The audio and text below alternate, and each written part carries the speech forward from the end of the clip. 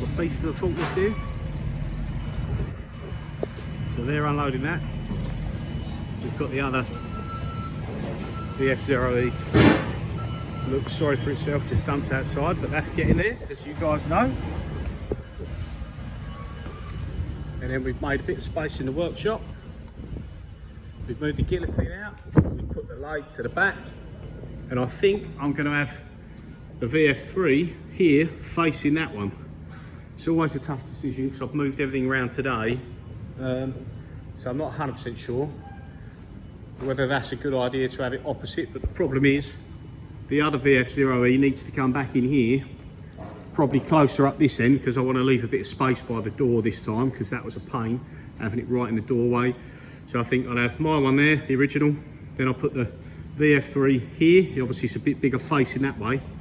That way I've got plenty of room behind it, and I should have a metre or two between my desk and that, which I might move and everything like that, because it'll be a bit noisy right behind the machine sometimes, but no much difference to that one being there.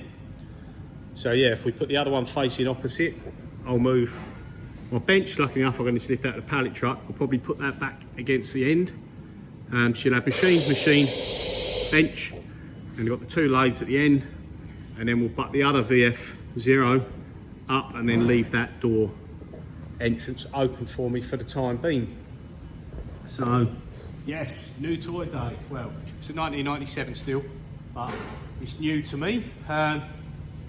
We'll get it off the lorry. I'll take a few pictures, we'll get it in, and once everything's done and settled and the guys can get everything moved in place and chip off, I'll give you a rundown on the machine and tell you what this one's all about. So yeah, stay tuned. Look at that. Already you look at it, it's much cleaner than the other ones I've got. It's actually not in, cosmetically, it's not in bad nick. Can't resist a little walk around video. See, she's a bit grimy, having cut and cast. But the majority, it's pretty good. Windows in that filthy, but it doesn't matter. I've used random window trim. There she is. Look at that, he's even thrown a vice on there. But although it's filthy, really filthy, the actual paint, everything like that, it's not that shoddy. No seals, so I'll be ordering some more Waco gasket. Same on there, so they'll be coming off and it'll be getting a big clean out inside, because where they've been doing the cast iron, it's going to be everywhere. But 200 quid, might need a bit more because they're longer, but 200 quid or so, and we'll have that done. And looking at the table, they had a big fixture plate on here, and the table's actually relatively good, you know. See, it's a bit scuffed up here and there, but I've seen worse, it's not too bad. And then you can see this mounting bracket here that I made up. So I couldn't get hold of a Haas one, didn't want to buy one from Haas, so I got 2mm steel, welded 3 lots together, so 6mm thick, welded the bottoms, welded all round it, supplied them some T-nuts, set them up in the box, and yeah, give them the bolt and everything for it. So the tool changer up there, we'll have to see how that is, but again, I saw this machine working, so even though it's a bit grubby and a bit grotty, and I know it's got a few issues and there's seals missing, I saw this machine running and making parts. I went to see it in action, so we are literally, money-wise, we're a fortune ahead of what we were. That one, never seen it work, and time-wise, I know where I'm starting with this. I know it's got gearbox issue and possibly some caps on their way out in the vector drive, but yeah, can't wait to get this in there. Well excited. Only just. She's a tight squeeze.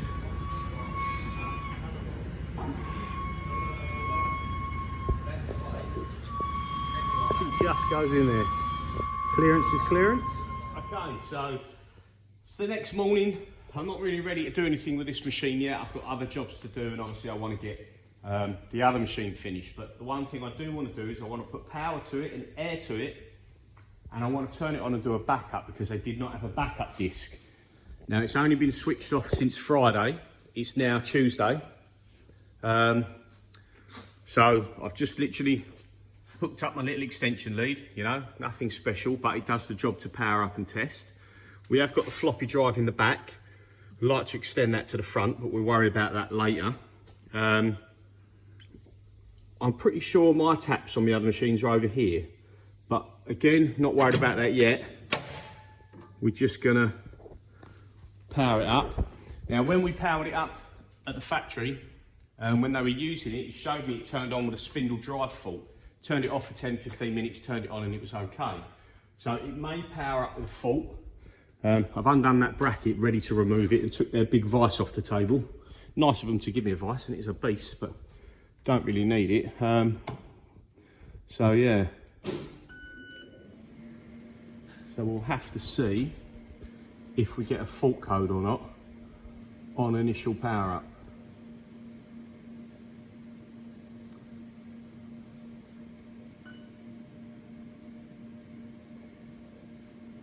Monitor takes a while to turn on.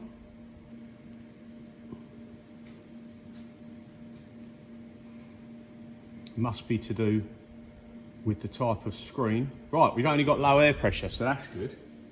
But we've got air pressure.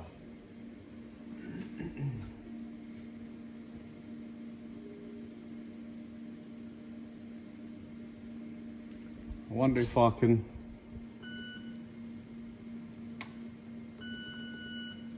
press emergency off. Right, I've still got low air pressure.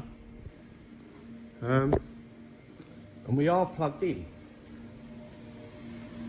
We've got a little leak coming from here.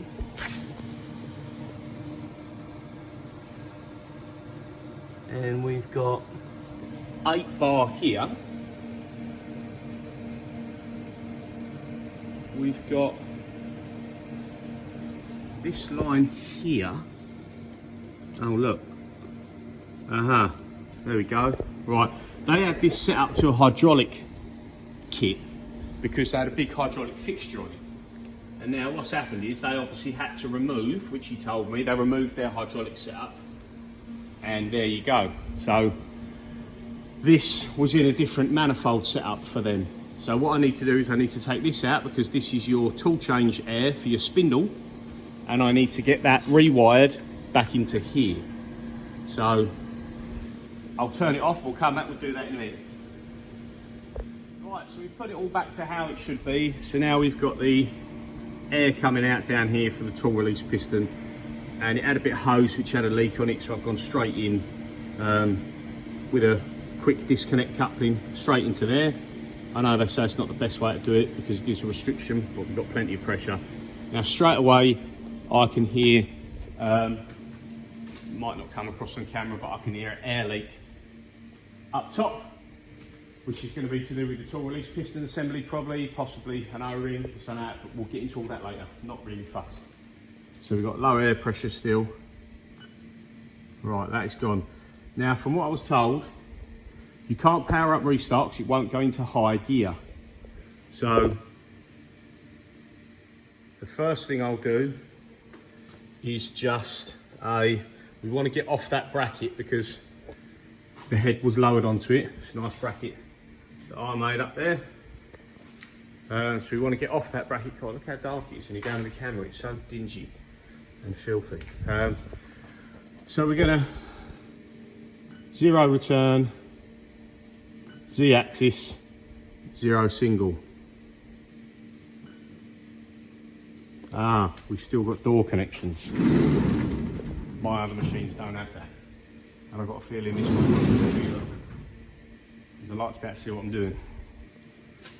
Right, so let's cancel that.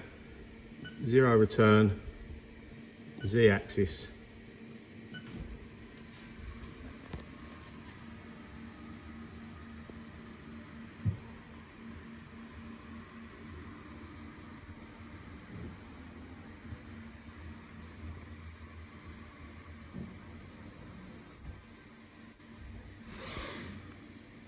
Okay, so we're at 0 on the Z. Let's try the X. 0, X, 0 single axis.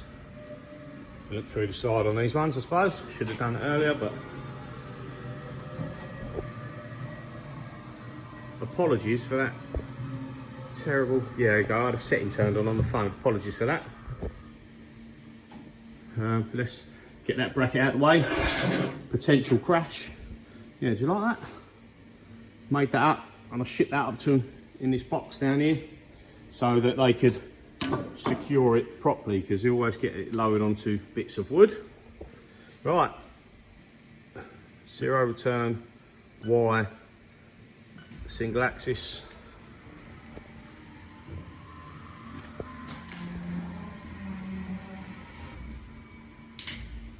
Right, okay, so it does all the normal stuff properly. Very courteous, they gave it a nice clean out at least. Tool changer needs a bit of an overhaul. You can see there's some stuck open doors, but I know someone who's got all the parts for that little lot. But I'm guessing I can't run this door open at all, and I kind of want to. I'll tell you what I'm going to do. I'm going to take this key off and I'm going to put it in there so we can look at the doors open. Bear with me 1 minute. Okay, so we've just removed that off of there and put the key in there. Don't shoot me down, I know that's not good practice and it's there for safety reasons. It's just me in this workshop, I work by myself. The only one this is going to concern is me. No one else is going to have to be aware of it. So yeah, don't do this yourself, not best practice, but this is how I run them. So right, we've got the door open now. Now this block, they used to run some sort of separate coolant setup, he said on there. Can't really remember. So I'm going to just try see what the manual tool release is like, if it works.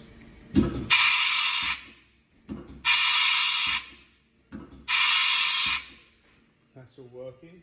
Spindle orientate. Obviously it lines up nice. Now, as said, I did see this machine running parts. So it was tool changing. They had a whole carousel full of tools. As far as I'm aware, there isn't any that they don't use. So let's go do, what are we in now? No tool home. So we need to go see, let's see what their settings are.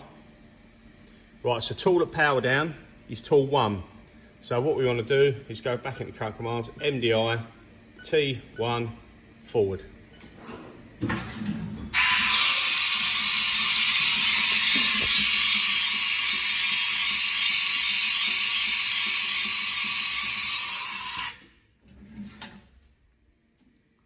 Now, we should be able to cancel out of that. Tool 1 is spindle, low gear, stop. So, right, so they've left all their programs in here. So this is the sort of stuff they were running. I'll tell you what, we might have a 16 meg memory on there. We'll look at that in a sec, but I'm pretty sure if we're at 8 characters, that might be 16 meg. But anyway, so let's just have a look. So you've got 54 programs in it and it's 99% free. So I've got a feeling this has had a memory upgrade to 16 meg. But we can check this. When we turn it on, we'll hold program conversation and we'll look at that in a minute.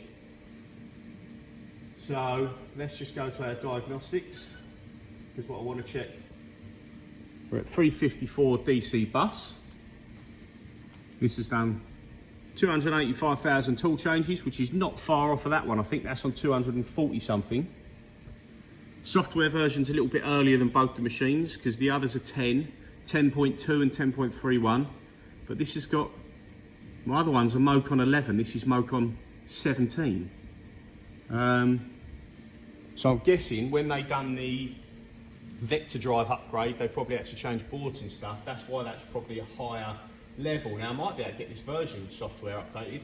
I don't know what that gains or doesn't gain. But yeah, so let's just try. Right, so they've got spindle 500 RPM.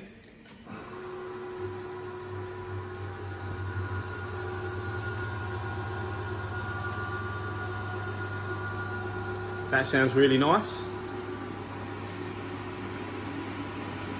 and you can hear the fans cutting at the top. So yeah, that is really good. That's what we want to hear. And again, the machine was running, so I wasn't too worried about things not working. Let's go into hand jog. Don't know if I might be able to hand jog it while we're doing this.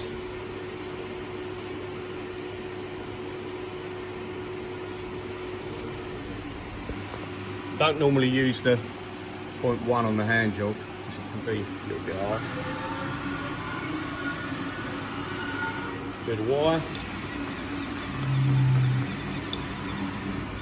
I'm gonna give it the proper test of a rapid, see how she sounds. Sometimes you do all this and they sound terrible. Yeah, again, all the seals are missing out of there, which is going to allow a lot of dirt and grime. So we are going to zero return, X-axis, rapid. Oh, we done a double X. Let's ignore that.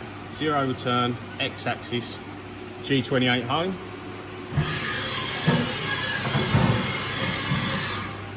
Can hear the weight covers moving, but that's good. Zero return, Y-axis, G28 home.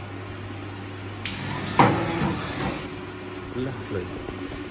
She sounds mint, mate, mint. Well, nice. So let's just stop the spindle. 0.1 Z-axis. What I'm going to do is jog it all the way down. That's silent.